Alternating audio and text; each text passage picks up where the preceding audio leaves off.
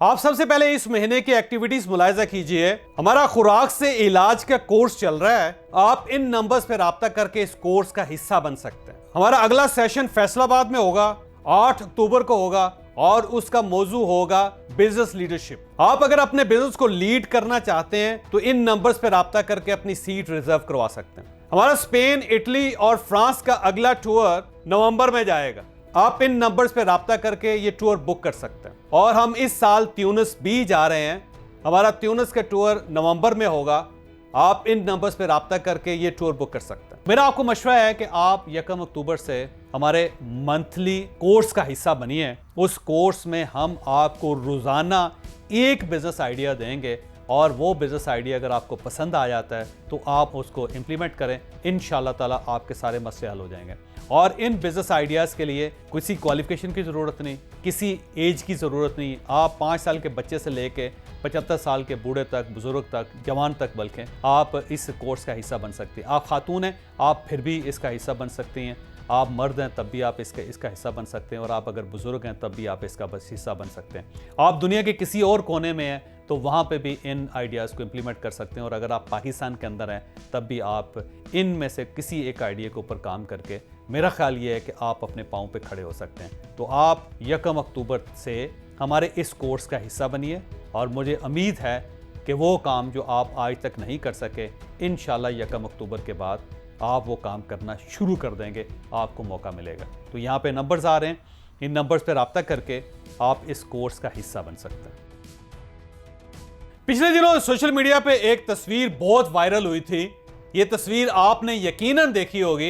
ये तस्वीर बड़ी दिलचस्प है। इसके अंदर आप देखें कि एक साइड पे एक हेड ऑफ स्टेट बैठे हुए हैं और उनका रंग गोरा है और उनके साथ उनके वुज़रा या उनका स्टाफ बैठा हुआ है और वो भी सारे शक्ल से किसी गोरे मुल्क के शहरी लगते हैं। और दूसरी साइड पे हमारे प्राइम मिनिस्टर मियां शहबाज शरीफ साहब बैठे हुए हैं और उनके साथ इंतहाई सीनियर वुज़रा बैठे हुए हैं।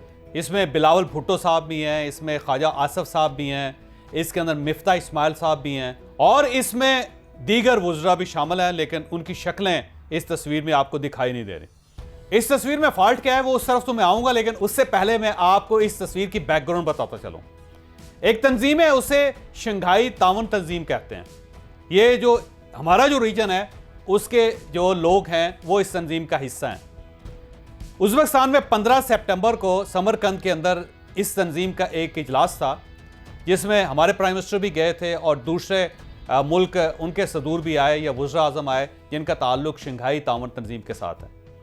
यहाँ पे एक तरफ जो आपको वफ्द नज़र आ रहा है वो हमारा वफ्द है और जो सामने बैठे हुए लोग हैं इनका ताल्लुक बेलारूस के साथ। या बेलारूस के प्रेसिडेंट बैठे हुए हैं और उनके साथ साथ उनके वुज़रा और उनका स्टाफ बैठा हुआ है।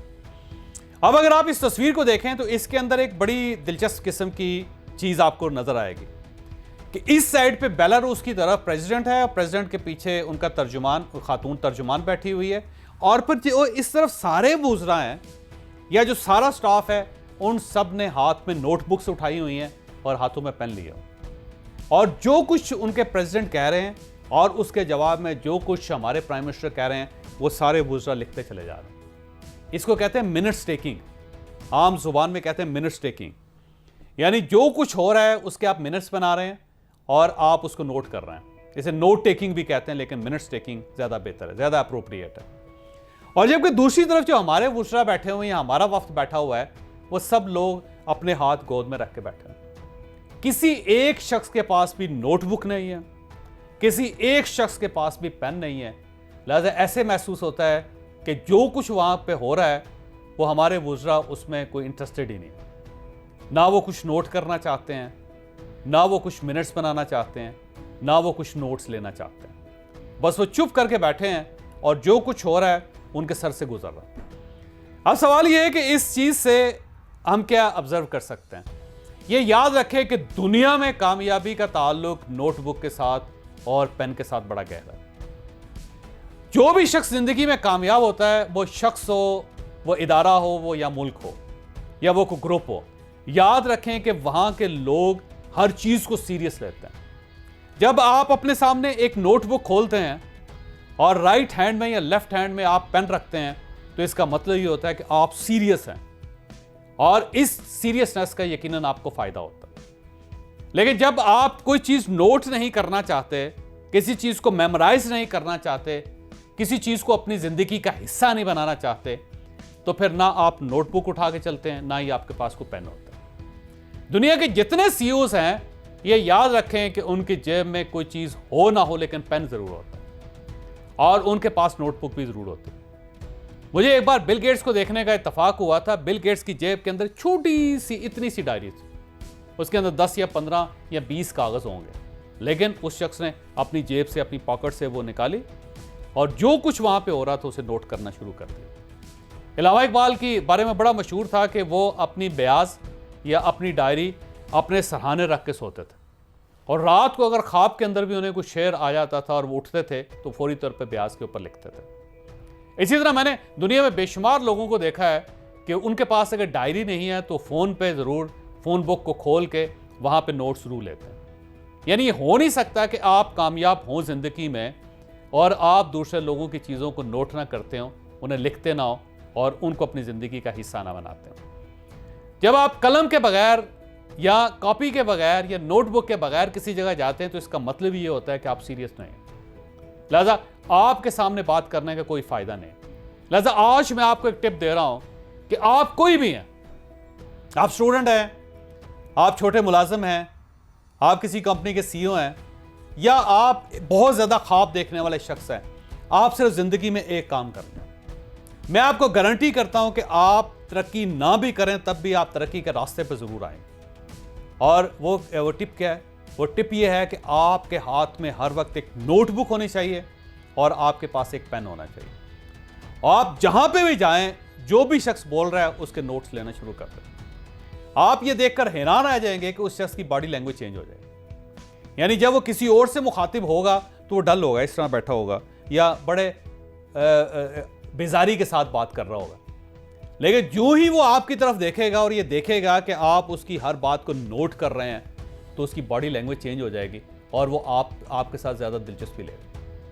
आप किसी भी शख्स को ज़िंदगी में मुतासर करना चाहते हैं तो बड़ी सिंपल टिप है, आप डायरी सामने रख के उसकी बातों को लिखना शुरू कर दें। आप देखिएगा कि वो शख्स सिर्फ और सिर्फ आपको पसंद करेगा, सिर्फ और सिर्फ आपके साथ कम्युनिकेट करेगा।